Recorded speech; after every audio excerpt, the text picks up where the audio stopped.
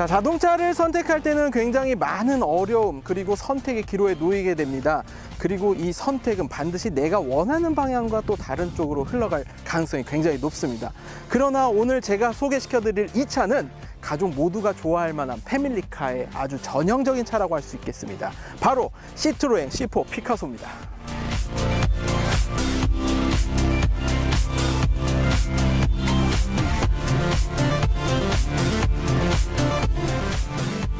이 차의 용도를 좀 잘 살펴봐야 될 것 같은데, 이 차를 가지고 우리가 유명산의 그 유명한 코스에서 와인딩을 즐기기에는 좀 무리가 있습니다. 사실 전고도 높고요, 그 다음에 앞뒤로도 길기 때문에 이 차를 가지고 어떤 역동성이라든지 스포츠 성능을 기대하기는 상당히 어렵고요. 오로지 좀 패밀리카의 목적에 맞춰져 있는 차라고 보시면 될 것 같습니다. 그래서 이 차 같은 경우에는 얼마나 더 우리 탑승객을 비롯한 탑승자 운전자가 좀 쉽고 편안하게 여행을 즐길 수 있을지, 혹은 뭐 레저 생활을 즐긴다든지 뭐 일상생활에서 어떻게 그런 안락함을 줄 것인지에 대해서 더 초점이 맞춰져 있고, 여기에 또 빠질 수 없는 것이 바로 효율입니다. 1.6L 디젤 엔진을 장착함으로 해서 효율이 이렇게 큰 차임에도 불구하고 13km 이상 나오고 있다는 점 충분히 좀 고려를 해 주실 필요가 있고요.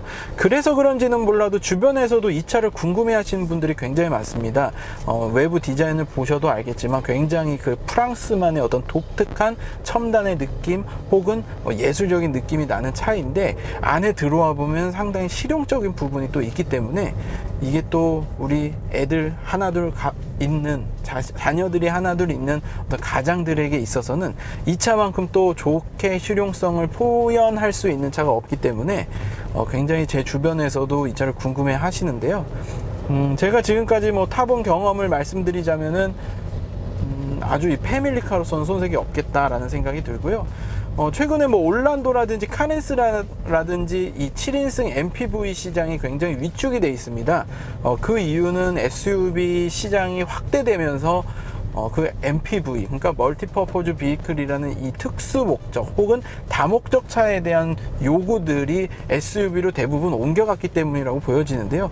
그럼에도 불구하고 시트로행이 이 피카소라는 차를 계속해서 유지하고 있는 점은 1.6 디젤 엔진에서 오는 그 무난한 성능과 그리고 높은 연료 효율, 여기에 7인승이라는 점, 그리고 높은 실용성 등이 한데 어우러져서 그 이 차만의 장점이 확실하게 나타나고 있다라고 좀 평가를 하고 싶습니다.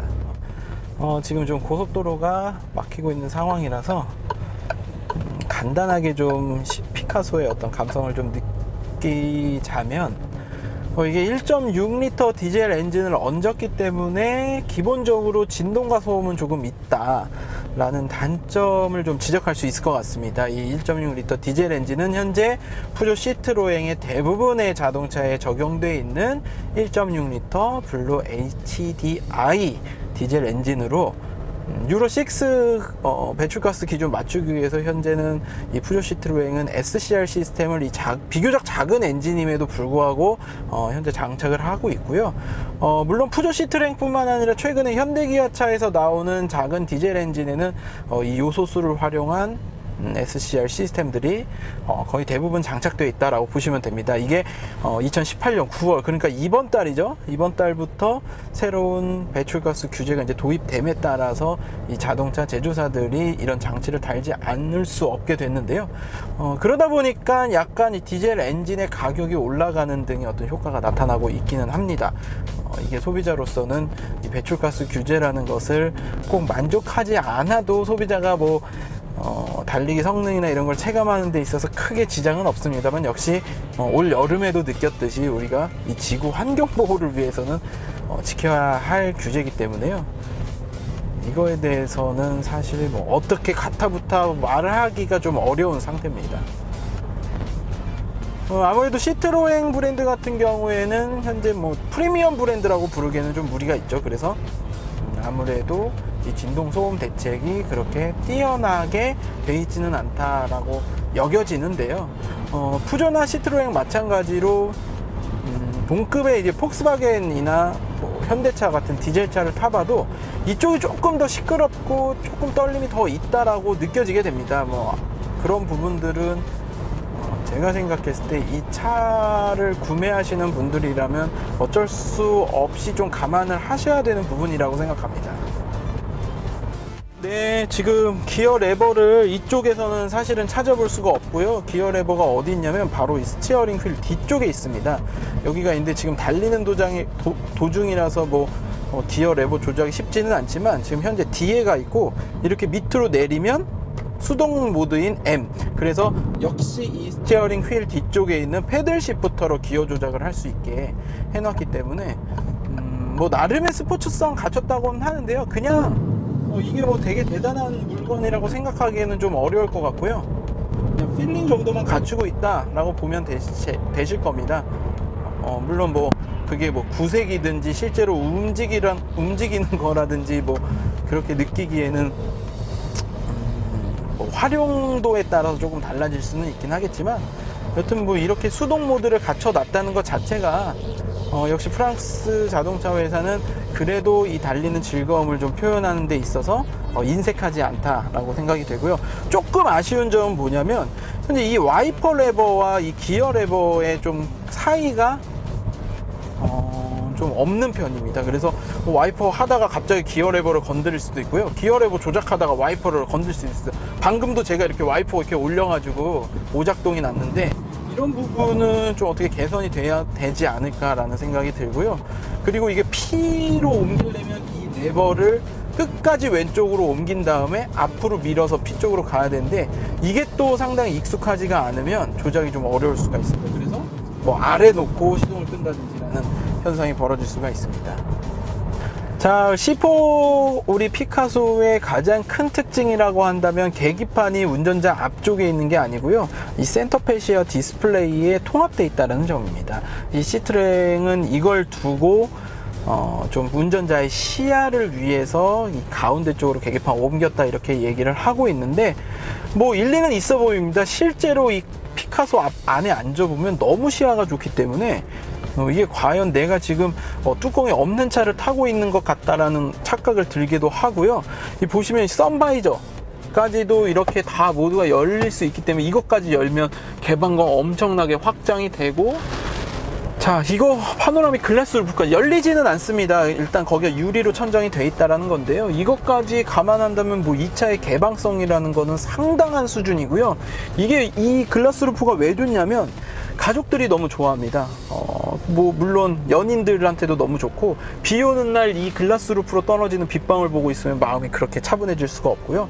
그렇기 때문에 어린아이들도 굉장히 좋아하는 기능인데, 이거 포함해서 여기에 선바이저 이렇게 움직이는 부분, 이렇게 넓은 시야를 가지고 있는 이 차를 위해서 계기판이 이 가운데로 옮겨진 건데, 긍정적인 부분으로 해석할 수 있고요. 한 가지 문제라면은 제가 조금 더 이 차의 어떤 상태나 성능 같은 것들을 좀 집중적으로 봐야 되는 시점에서는 시선이 아무래도 앞쪽이 아니라 옆쪽으로 흘러가기 때문에 운전 집중도는 또 반대로 떨어질 수 있다라는 단점이 있고요. 이 계기판 역시 우리가 보던 형태의 타코미터 스타일이 아니라 디지털 계기판이기 때문에 RPM, 그러니까 엔진 회전 숫자가 나온다든지 그런 식의 정보는 또 제공을 하고 있지 않습니다. 물론 이쪽에 설정 변경을 통해서 어떻게 하면 볼 수 있는 방법은 있겠습니다만은 현재 저희가 짧은 이 주행으로는 좀 알아차리기가 힘듭니다. 제가 수납 공간이 많고 적다 굳이 말씀드리지 않겠습니다. 엄청 많습니다. 그래서 센터 패시아라든지 센터 콘솔에 이것저것 넣을 수 있는 공간 굉장히 마련되어 있어서 굳이 언급하기가 좀 어려울 정도고요. 그것보다도 제가 이 차의 실용성에 대해서 놀란 부분이 뭐냐면 바로 이 룸미러 부분입니다. 보통의 자동차 룸미러 하나만 달려 있는데 피카소 같은 경우는 두 개가 달려 있고요. 이거는 원래 우리가 알고 있는 목적대로 사용이 됩니다. 뒷차의 상황, 그러니까 후방의 상황을 모니터링하는 룸미러고요. 이 룸미러, 작은 룸미러는 뒤쪽에 어린아이가 탔을 때를 상정하고, 어린아이가 잘 타고 있는지, 안전한지, 혹시 자고 있는 건 아닌지, 안전벨트를 잘 매고 있는지를 모니터링 할 수 있는 뒤쪽에, 그러니까 뒷 탑승객을 모니터링 할 수 있는 룸미러인데요. 이게 그러니까 왜 패밀리카인지를 여기서 설명한다고 볼 수가 있습니다. 오디세이나 시에나 역시 여기에 이렇게 작은 룸미러를 통해서 안쪽의 상황 볼 수 있게 해주고 있는데, 굉장히 실용적이고 제가 봤을 때는 아주 좋은 기능이라고 할 수 있습니다. 피카소는 요즘 추세에 맞게 ADAS 기능을 잘 갖추고 있습니다. 그래서 차선 이탈 경고가 있고요. 차선 이탈 방지 보조가 있습니다. 차선 이탈 방지 보조라는 것은 내가 의도치 않게 차선 밖으로 나갔을 때 차 스스로가 핸들을 돌려서 차선을 유지해주는 장치라고 보시면 됩니다. 이 장치 되어 있고요. 크루즈 컨트롤 같은 경우에는 앞차와의 거리를 차가 판단을 해서 거리를 높이기도 하고요. 지금 작동을 하고 있는데 지금 고속도로가 막히고 있어서 한 50km 정도로 설정을 해 놓겠습니다. 그럼 이 속도에 맞춰서 거리를 측정을 해서 정상거리, 그리고 가까운 거리, 먼 거리를 측정을 해서 50km까지 달리게 되어 있고요. 고속도로의 제한속도 100km니까 100km까지 이렇게 설정 속도를 높인다고 하더라도 앞차가 지금 천천히 달리고 있기 때문에 그 속도에 맞춰서 아주 똑똑하게 달리고 있습니다. 지금 이 차선 유지 장치는 활성화가 안 됐습니다. 활성화가 되면은 바로 지금 모니터에 있는 자동차 양옆으로 초록색 줄이 가게 돼 있는데요. 그래서 초록색 줄에서 벗어나 가지고 위험한 상황이라고 할 때는 스티어링 휠을 돌려서 다시 차선을 유지해주는 그런 기능들이 들어가 있는데, 이 기능이 무슨 소용이냐 라고 생각하시는 분들도 많습니다만 굉장히 편한 기능 중에 하나입니다. 특히 장거리 여행할 때는 이 기능 없으면은 피로가 뭐 2배, 3배 올라간다고도 볼 수 있겠는데요. 그런 점에서 역시 시트로행도 그런 최신의 흐름을 상당히 가져가고 있다. 예전에 시트로행을 수소하는 어떤 말 중에 무슨 크리에이티브 테크놀로지 뭐 이런 얘기로 좀 표현을 한 적이 있었어요. 그런 부분 봤을 때 시트로행 그런 표현 써도 좋을 만큼 첨단 기능이 있다라고 보시면 될 것 같습니다. 자, 오늘 저희가 시트로행의 C4 피카소를 경험해 봤는데요. 여기서 가장 중요한 건 제가 인트로 때도 말씀드렸다시피 이 가족 모두가 좀 만족할 만한 차를 찾는 게 굉장히 어렵습니다. 그리고 뭐 그렇게 따지자면은 기아차의 어떤 카니발, 그리고 우리나라에도 뭐 도요타의 뭐 시에나나 오디세이 같은 차들이 있는데 이 차들 뭐 아시다시피 굉장히 좀 가격대가 있잖아요. 근데 이 시트로행 C4 피카소 같은 경우에는 그거보다 조금은 합리적인 가격에 그에 준하는 어떤 실용성과 그다음 편의성 갖추고 있다라는 점이 분명히 가족 단위의 소비자들에게 어필할 수 있는 부분이 있다라고 생각하고요.